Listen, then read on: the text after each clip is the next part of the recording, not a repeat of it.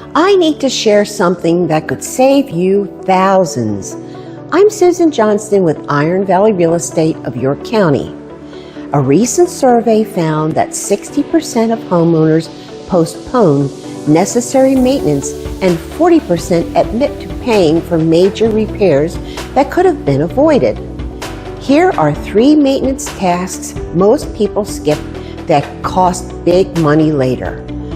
First, dirty HVAC filters can lead to system failures costing thousands, but replacing them every 1 to 3 months costs under $20. Second, clogged gutters seem minor, but water damage repairs average over $5,000 for basements and foundations.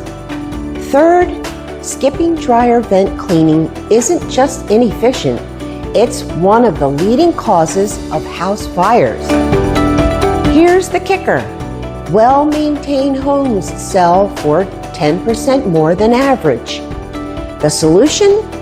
Budget just 1 to 4% of your home's value annually for maintenance. Don't wait for emergency repairs.